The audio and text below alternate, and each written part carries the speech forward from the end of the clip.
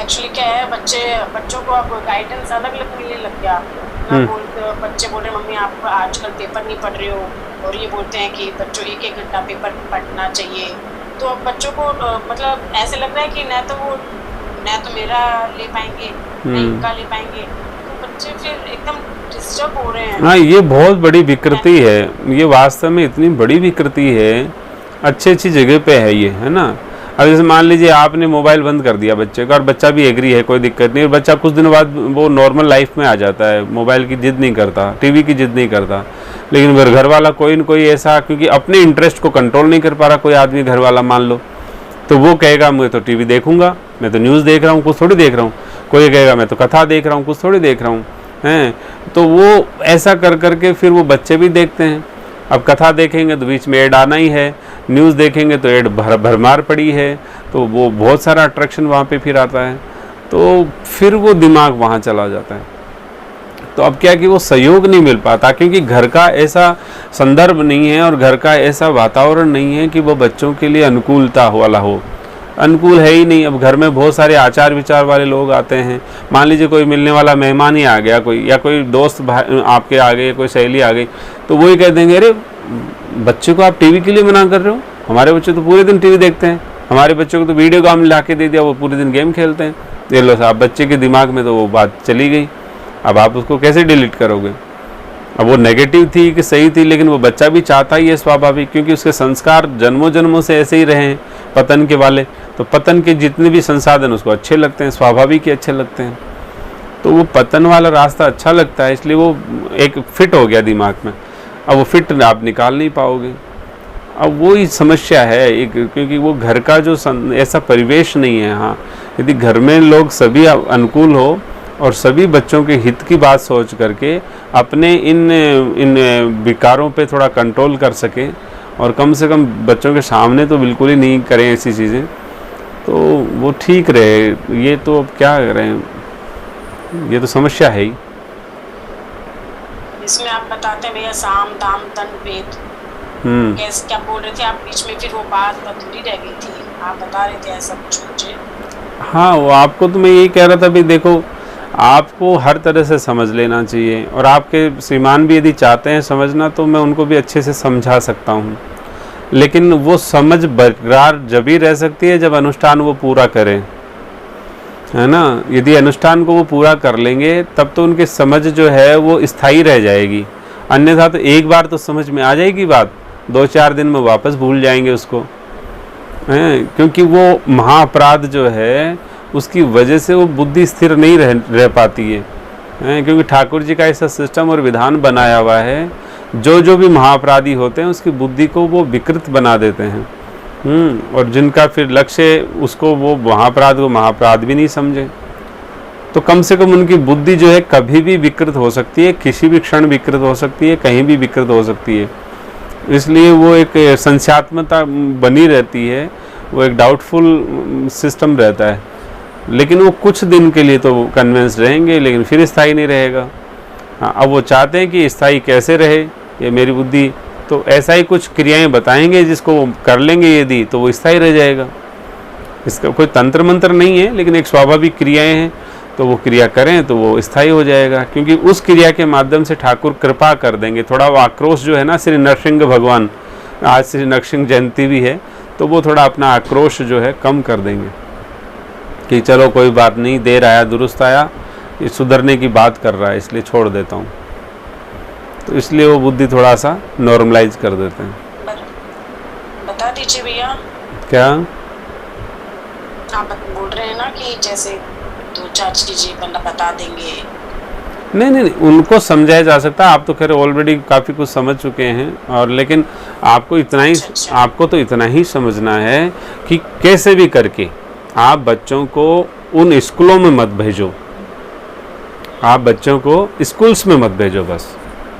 अब उसके लिए क्या आप योजना करेंगे, क्या सिस्टम बनाएंगे, कैसे बनाएंगे, कैसे बच्चों को तैयार करेंगे, क्या नहीं करेंगे। बच्चे तो स्वाभाविक तैयार ही बैठे हैं, बच्चा तो चाहता है कि चलो नहीं जाऊँ। हाँ, हो सकता है अब जिस उम्र के वो हो गए, यदि 11 साल 12 साल तक के बच्चे को या 10 साल तक के बच्चे को तो आप कहोगे नहीं तेरे को स्कूल में भेजेंगे, तो वो शहर खुश हो जाएगा, बहुत बड़ा वो सोचेगा मेरी ज़िंदगी का भार उतर गया बस, वो तो आपको रोज ही प्रणाम करेगा, फिर माता जी मेरे को स्कूल नहीं भेज रहे हो, वो तो रोज प्रणाम करेगा। लेकिन यदि 13 साल से 17 साल के बच्चे को मना करोगे ना, तो वो नहीं मानेगा, वो तो आपके सामने लठ लेके खड़ा हो जाएगा।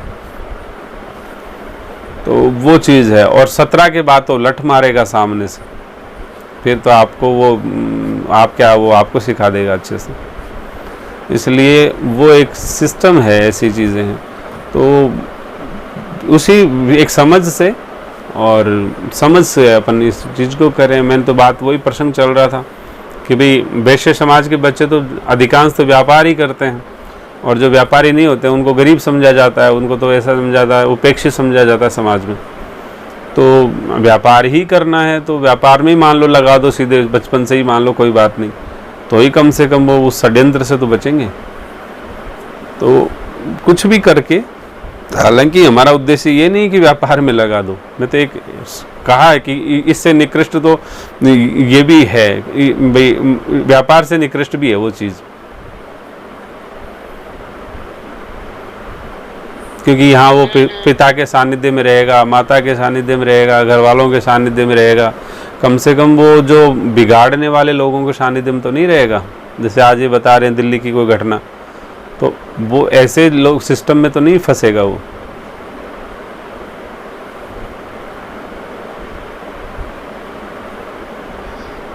जी भैया, देखती हूँ, मैं कोशिश करती हूँ भैया।